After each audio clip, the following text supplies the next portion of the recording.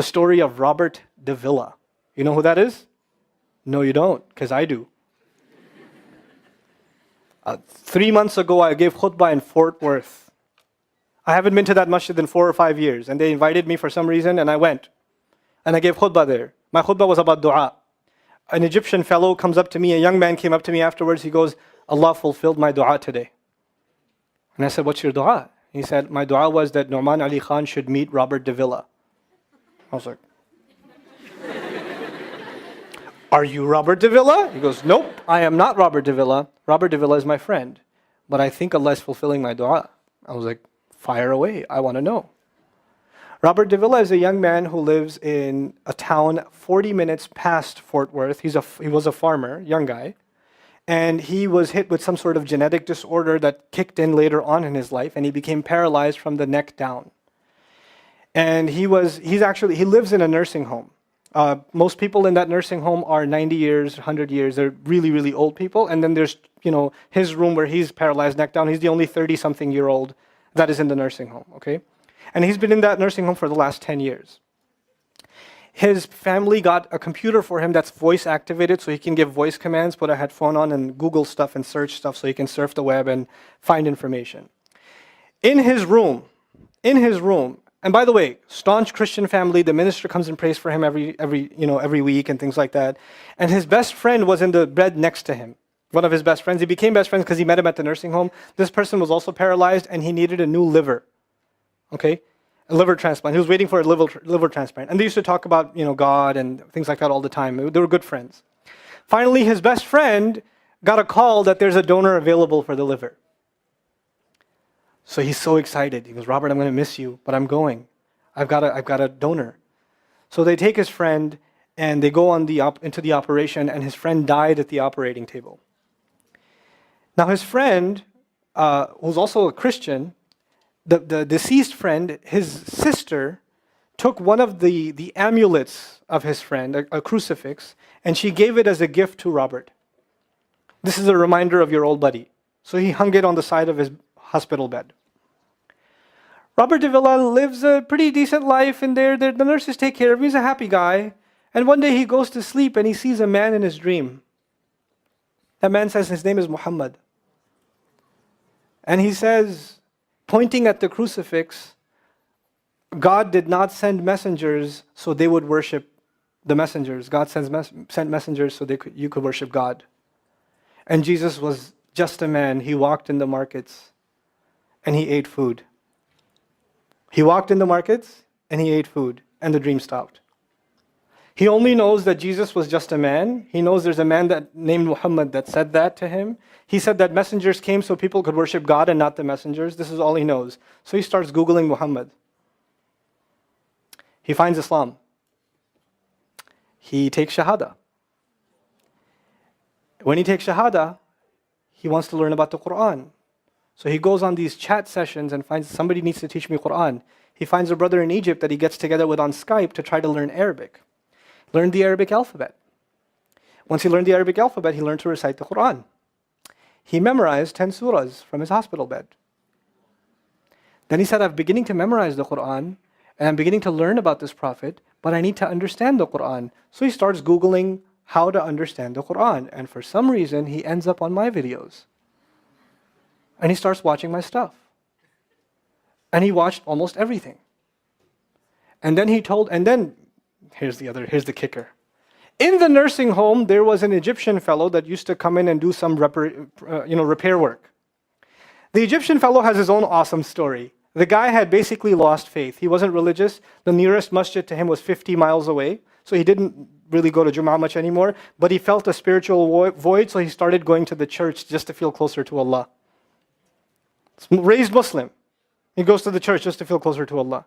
He's passing by Robert's room one day and he hears وَالْعَصْرِ إِنَّ الْإِنسَانَ لَفِي خُسْرٍ. So he walks into his room and says, Robert, what are you listening to? Robert says, nothing. That was me. And the guy says, you're Muslim? He goes, yeah, I became Muslim. And now this friend is in shock. How does Allah guide someone in the middle of Churchtown, USA, in a nursing home, with a crucifix on the side of his bed that he doesn't even have the physical strength to move. And the guy himself says, I want to come back to Allah. So he tells him about his, the friend he found online, Norman Ali Khan. So the Egyptian fellow starts watching my videos. And then he says, I wish I could meet him one day. And he says, okay, I'll pray for you. And after 5 years, that Egyptian friend shows up at the same masjid that I haven't been to in 4 years. And after Jum'ah says, I think Allah wants to fulfill my friend's dua and my dua. So I said, I think He does. Let's go. So I took a few of us and we went. And we met with Robert. We had a beautiful conversation with him. And inshallah, for Eid, we're going to go to his nursing home again. The nursing home was pretty shocked. You're all here to meet Robert? He's like, yep. Why do you want to meet him? He's an inspiration.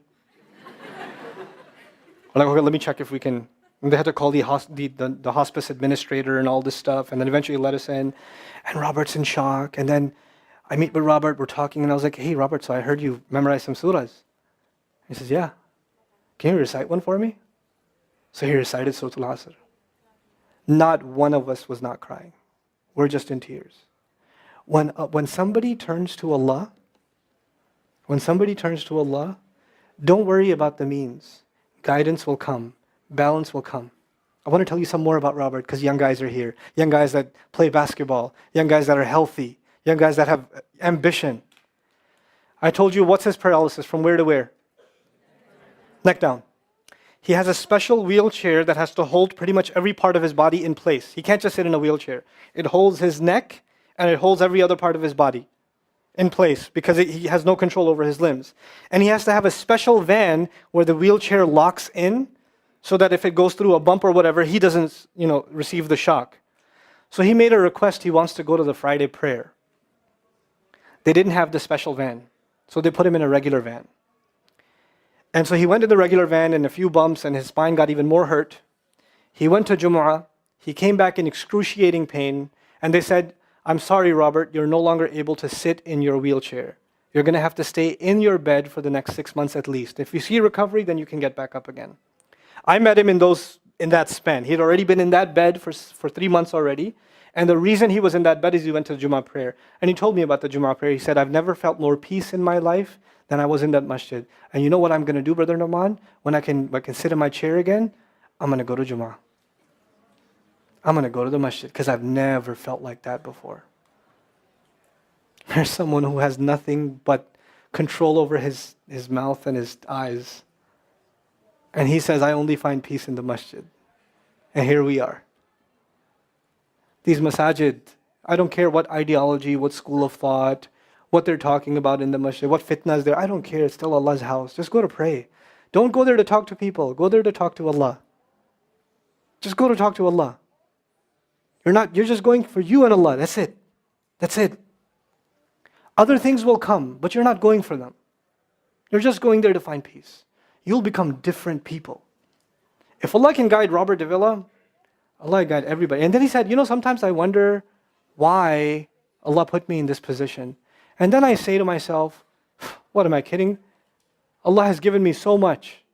I am so grateful for what He gave me. And if this is the way He was going to bring me to Islam, it's all worth it. So worth it. You have Muslims that lose a little bit of health and they say, why is Allah doing this to me? And this man, if you would think, nowadays atheists argue because of suffering, there's no God. If one man has in a position to say, I don't believe in God. If there was a guy, why would I be in this position? It would be Robert Davila. That guy would say, I don't believe in God. If there was one, why would I be in this mess? And yet he's in this position, and I've never seen a face with more nur. Never. I've never seen a face that has more contentment on it. He's so satisfied with life. He's so happy. He's just happy. The last 7 or 8 khutbahs I've given are actually based on one sentence each on one sentence that he said in his conversation. Is that profound? He's a teacher to me. I consider him a teacher. He's my sheikh. Somebody says, who's your sheikh? I say, Robert Davila. Really? Is that a pizza place? Or no. The guidance is all around us.